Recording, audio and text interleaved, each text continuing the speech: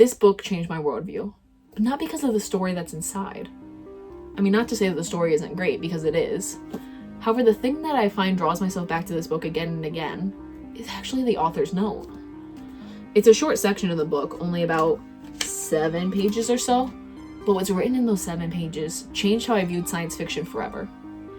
Science fiction, or sci-fi, is defined as fiction based on imagined future scientific advancements. So for the average person, that tends to mean space, aliens, lasers, time travel, Jedi, starships, so on and so forth. But then if that's what makes up science fiction, how is Stephen King's writing science fiction? How is Frankenstein sci-fi? How is Fahrenheit 451? And so many others. The answer lies in redefining what science fiction actually is. Ursula K. Le Guin begins by giving a different definition of science fiction. She asks you to take things that are happening now, whether they are trends or phenomena, and to purify and intensify them for dramatic effect, then extend that into the future. Saying if it goes on like this is what will happen. Saying that sci-fi is based in the now, or more accurately, is based in the past. The author then takes the time to look around the world they are in and say, I wonder what would happen if this, and then using their talent with words to answer their own question. Asking the what if questions.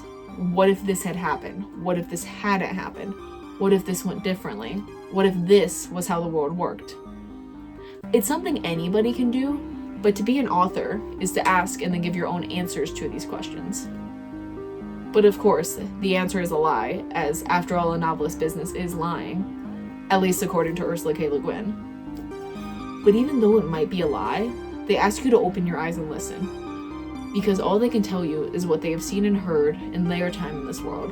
A third of it spent in sleep and dreaming, another third of it spent in telling lies. But in their bravest moments, they do desire the truth, to know it, speak it, serve it. The way they go about it is peculiar and devious. To write a story of fiction, and then when they are done writing down this pack of lies, they say, there, that's the truth.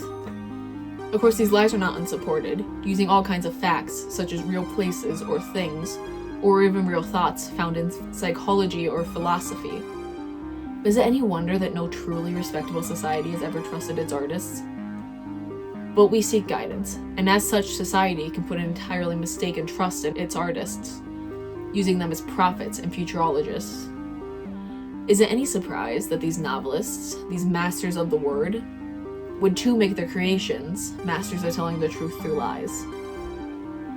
Science fiction is nothing more than a method of delivery for these thought experiments, yet each novel hosts a whole world within itself.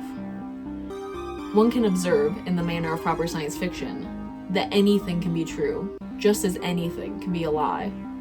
The author's job is not to predict or prescribe, but to describe. The novelist says in words what cannot be said in words. The paradox of words can exist because words are not only semiotic, but symbolic and metaphoric. All fiction is a metaphor, of course. Science fiction is also a metaphor. But science fiction uses new metaphors drawn from domains of contemporary life sciences. The future, in fiction, is a metaphor. Why the author writes is to ask, for what? If one could say all of this without the need of such complex metaphors, then novels and the science fiction genre would not exist.